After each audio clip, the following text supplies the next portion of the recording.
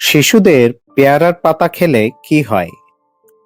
শিশুদের স্বাস্থ্যের যত্ন নিতে গিয়ে আমরা অনেক সময় ঘরোয়া উপায়ে বিভিন্ন সমাধান খুঁজে থাকি।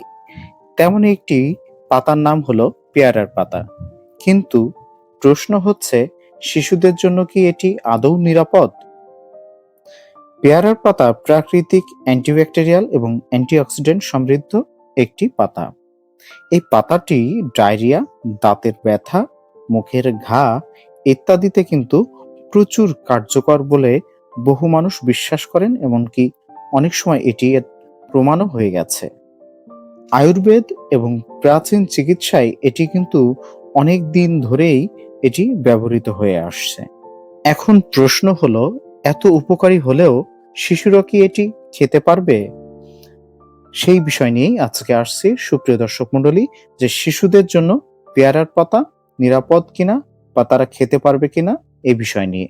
তার আগে সুপ্রিয় দর্শক মণ্ডলী, আপনি আপনার শিশুর সঠিক বয়স, ওজন এবং কোনো শারীরিক সমস্যা আছে কিনা সেটি আমাদের কমেন্ট করে জানান। তার আগে সুপ্রিয় দর্শক মণ্ডলী, welcome to my channel digital health tips.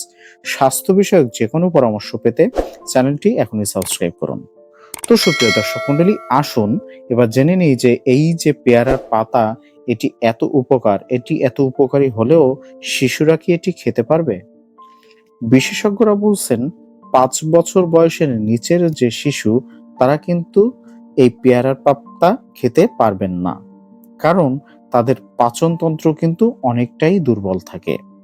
এই পেয়ারার পাতায় যে নির্যাস রয়েছে সেটিতে থাকা কিছু উপাদান ছোট শিশুদের জন্য কিন্তু হজমের সমস্যা তৈরি করতে পারে।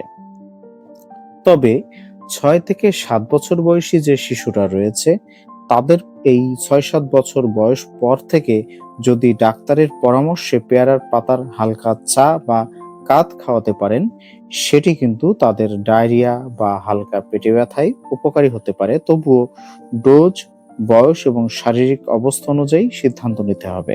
আপনি যদি আপনার শিশুর সঠিক বয়স, ওজন এবং উনি কিভাবে খান সেটি যদি আমাদেরকে জানাতে পারেন, সেক্ষেত্রে কিন্তু আমরা আরো সুনির্দিষ্ট পরামর্শ আপনাদেরকে কমেন্ট করে জানাতে পারবো। তাই সুপ্রিয় দর্শক মণ্ডলী, আপনাদেরকে একটি বিষয় বলতে চাই যে প্রাকৃতিক জিনিস মানেই যে সবসময় সেটি নিরাপদ সবার জন্য, সেটি কিন্তু নয়।